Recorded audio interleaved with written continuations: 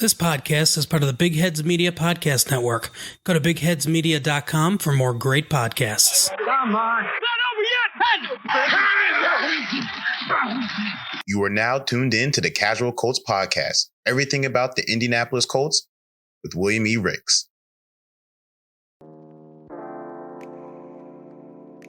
What's up, everybody? I hope you guys are doing well today. Thank you for tuning in. My name is William E. Ricks, and welcome to the very first episode of the Casual Colts Podcast. Big thank you to Big Heads Media for giving me this platform to talk about my favorite team, the two-time Super Bowl champion, Indianapolis Colts. We have a lot to talk about in our first episode. We will grade the Colts offseason moves, and we're going to talk about their 2021 season schedule, give a little game-by-game breakdown of what to expect, and we also are going to discuss expectations for Carson Wentz entering the new season with his new team. I also have a message for Titans fans and players you definitely don't want to miss. So come as you are and keep it casual for this episode of the Casual Colts Podcast coming up next. You are now tuned in to the Casual Colts Podcast. So come as you are, and as always, keep it casual.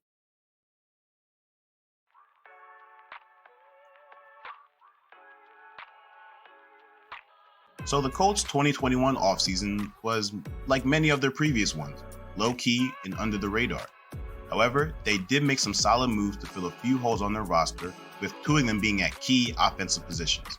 Left tackle Anthony Costanzo and quarterback Phillip Rivers retired after last season, leaving arguably the two most important offensive positions with question marks.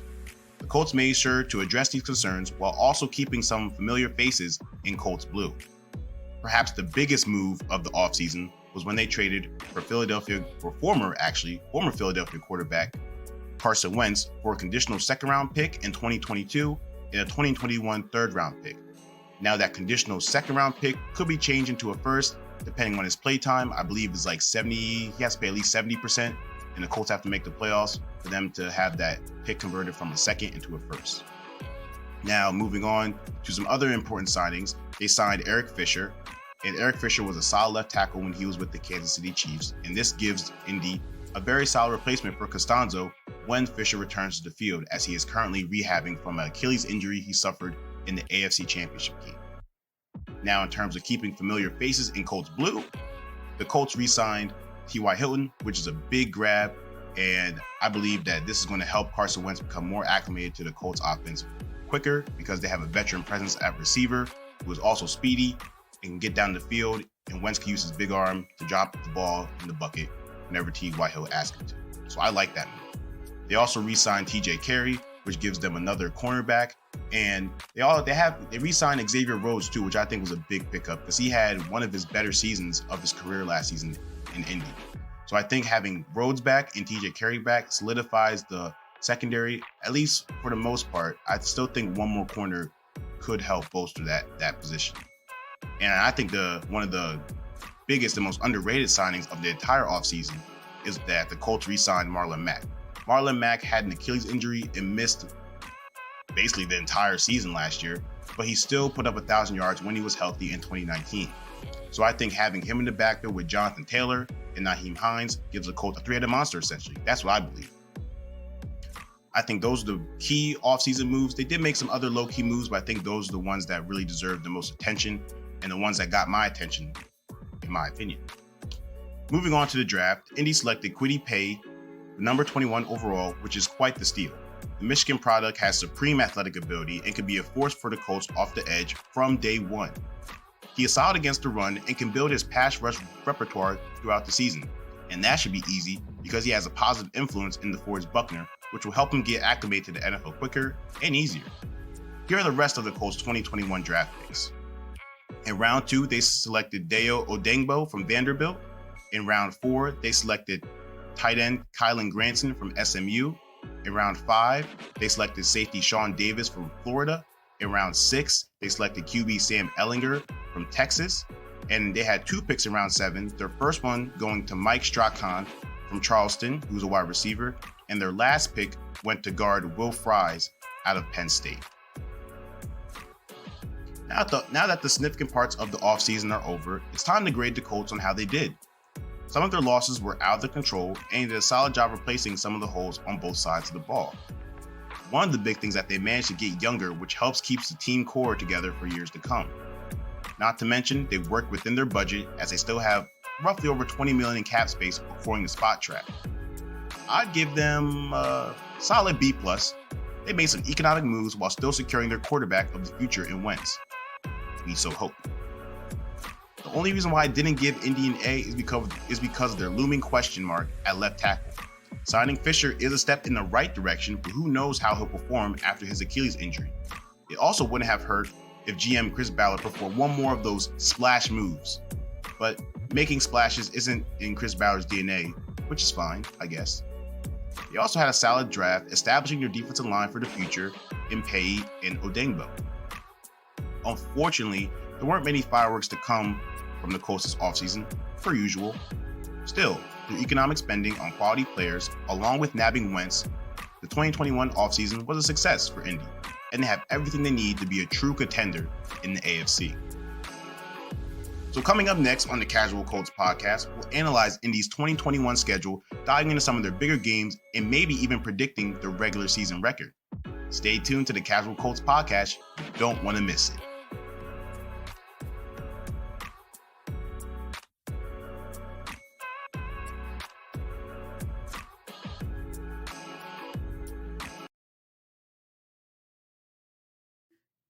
Hey, you better not be falling asleep on me. Make sure you're up so you don't miss this Colts content. Keep it locked to the Casual Colts podcast. Come on now.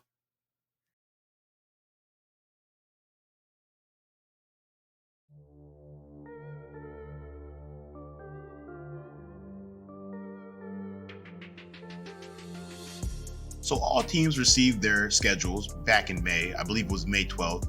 And looking at the Colts schedule, it's not too bad, in my humble opinion. There are games the team should be worried about, but I think we have a favorable schedule overall. Indy also has 4 primetime games, which is quadruple the amount they had in 2020, which shows that the NFL is expecting something from us this year. Here's a game-by-game rundown of their schedule. We start off the season in Week 1, home against the Seattle Seahawks. Week 2, we're also home against the LA Rams. Then the next 3 weeks, we're on the road, facing division rival Tennessee Titans, going to Miami to face the Dolphins, and going to Baltimore to face the Ravens. We come back home in Week 6 to face another division foe in the Houston Texans. Week 7, we travel to San Francisco to face the 49ers. Then we have a 3-game homestand for Weeks 8, 9, and 10. Week 8, we face the Titans again. Week 9, we face the Jets. And Week 10, we face the Jaguars. Week 11, we have a tough game at Buffalo facing the Bills. And Week 12, we welcome the Super Bowl champion, Tampa Bay Buccaneers. Week 13, we face the Texans for the last time. Week 14, we have a bye. Week 15, we are home against the New England Patriots. Week 16, we travel to Arizona to face the Cardinals. Week 17, we are home against the Raiders. And Week 18, we end the season at the Jaguars. And yes, it is 18 weeks because if you didn't know, the NFL extended the regular season 1 more game, so it will be a 17-game regular season now. So Pro Football Focus says that Indy has the 18th hardest schedule in the NFL. And I think that's pretty reasonable given looking at our schedule and going through the rundown. Some games that stand out are weeks 1 and 2 definitely against NFC West teams in the Seahawks and Rams. Facing 2 high-powered offenses in back-to-back weeks is a brutal way to start the season. The next game that stands out to me is Indy traveling to Baltimore in Week 5 to face the Ravens and Lamar Jackson. When we faced them last year, we should have won, but we gave them the W last year, so this is totally a revenge game. Finally, the last 2 games that really catch my eye are weeks 11 and 12, and those are great tests for the Colts both offensively and defensively. They face Josh Allen and the Bills in Week 11, and then welcome, as I said, Tom Brady and the defending champion Buccaneers to Lucas Oil Stadium in Week 12. The Colts defense will be put in the spotlight many times this season, and they will need to step up every time. Just for example, the Buccaneers, high-powered offense. Bills, high-powered offense. Ravens, high-powered offense. Seahawks, high-powered offense. Rams, high-powered offense. Titans, high-powered offense. Cardinals, high-powered offense. There are a lot of teams that have really good offenses, and Darius Leonard will need to make sure his unit is ready for the challenge. But looking at the schedule, it also helps that the AFC South is not too competitive this year. The Colts play the Jags and Texans twice, and both teams aren't expected to be a true challenge this year. The Titans are competitive and won our most recent matchup, but they aren't too much of a worry for me, and I'll explain why later. Not to mention, the Colts have owned the Titans since forever, essentially. They have a 35-18 lifetime record over their division rivals and won 15 out of their last 20 meetings. So it's safe to say the AFC South is the Colts to lose, and winning it will be great for playoff seeding. But moving on, Carson Wentz is now an Indianapolis Colt, reuniting with his former coordinator and now Indy head coach Frank Reich. So what can we expect from him going into the 2021 season? Also, the Titans made a huge offseason addition, but I'll tell you why I'm still not worried about them as a true contender in the AFC South. All that is coming up next on the Casual Colts podcast. Don't go anywhere.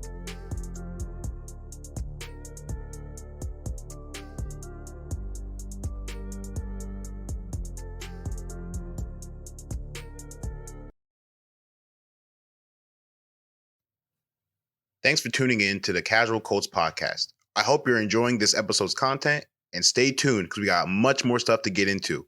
Don't touch that dial.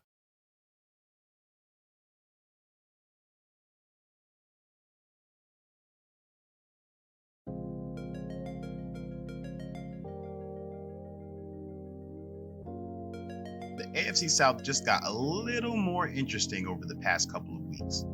The Tennessee Titans made a splash, acquiring Julio Jones from the Atlanta Falcons for a 2022 second-round pick and a 2023 third-round pick. Now, we all know that Jones is one of the best receivers in the NFL, and he's joining a Titans offense with another 1,000-yard receiver in A.J. Brown, a 2,000-yard rusher in Derrick Henry, and a revitalized Ryan Tannehill. It seems like that's supposed to scare Colts fans, experts, and reporters alike. Well, it doesn't scare me. So the Titans have Julio Jones. So what? This isn't a dig at Jones or the Titans offense. Maybe. Who knows? The Colts defense was top 10 in the league last year, and they have only improved on that side of the ball. I already mentioned Xavier Rhodes re-signed, TJ Carey re-signed, and let's not forget Kenny Moore is an elite cornerback. Julian Blackmon also had a great rookie year at safety, roaming the secondary. Tennessee won't have an easy time passing the ball against Indianapolis. I do admit, Henry slaughtered us in our last matchup in 2020, but additions to the defensive line and linebacking corps should alleviate those problems. Lastly, no offense to Ryan Tannehill, but I just don't think he has that it factor to lead the Titans to victory. People seem to forget the Colts are stout defensively, so let's slow the roll on the Titans AFC South champs talk. Let's just slow the roll. Another thing that should be mentioned is the Titans defense. They were one of the worst units in the league last year. They couldn't stop a nosebleed. They revamped their cornerback room, letting go of Malcolm Butler and Adoree Jackson, signed Janoris Jenkins, and they drafted Caleb Ferry and Elijah Molden. They also let go of Kenny Vaccaro, further trying to revamp their secondary. However, they don't have much of a pass rush presence outside of newly signed edge rusher Bud Dupree. And who knows how he's going to perform because he's currently rehabbing from an ACL tear he suffered last season. Dupree's health, the young cornerback room, a less than potent pass rush, and question marks at safety make the Titans defense a concern, just to be frank about it. You can score points, but if you can't stop the other team from scoring, it really doesn't matter. Now, full disclosure, I love Julio Jones as a receiver. I like his size, I like his speed, I like his ability to go get the ball. I think he helps the Titans offense immensely. But let's not get ahead of ourselves. Tennessee still has too many questions on defense to be considered an actual threat to Indy in the AFC South. Julio is great on offense, but he can't play defense. Remember that. Next on the Casual Colts podcast, we are going to talk about Carson Wentz, the Colts' biggest acquisition this offseason, and what is expected of him going into the new season. Stay tuned to the Casual Colts podcast. You don't want to miss it.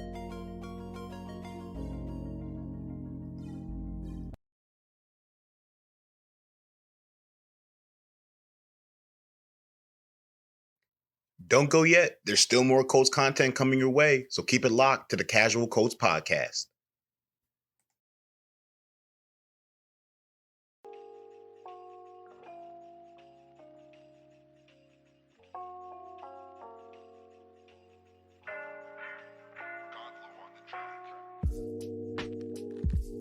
It's no secret that Carson Wentz had a rough go in 2020.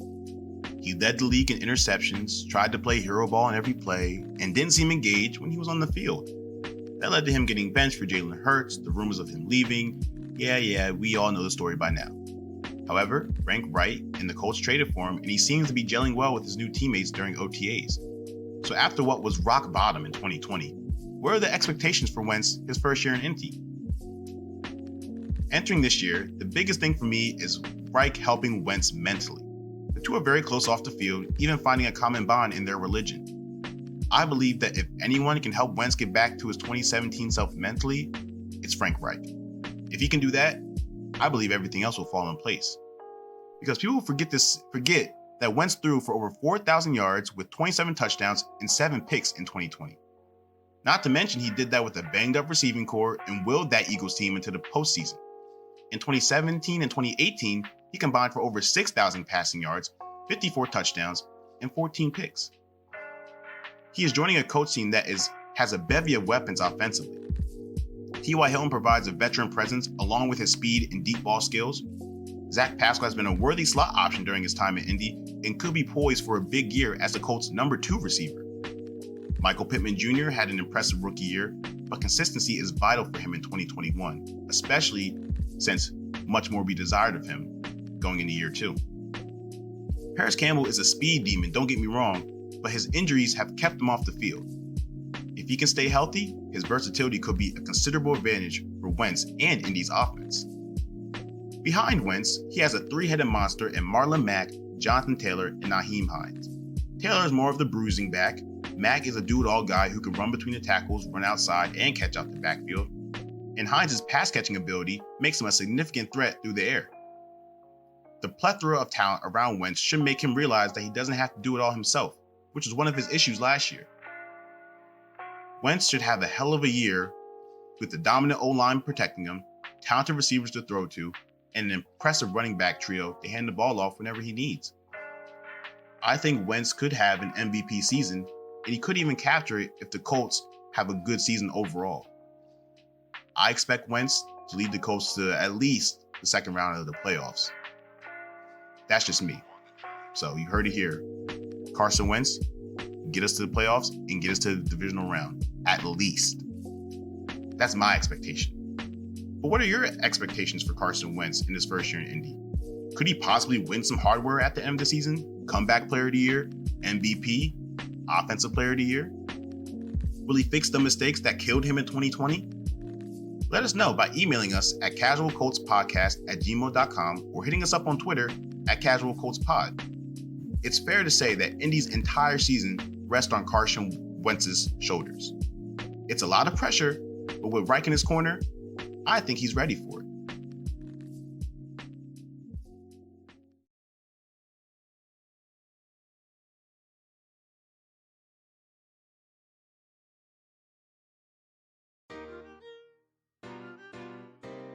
All right, everybody, that's going to wrap up our very first episode of the Casual Colts podcast.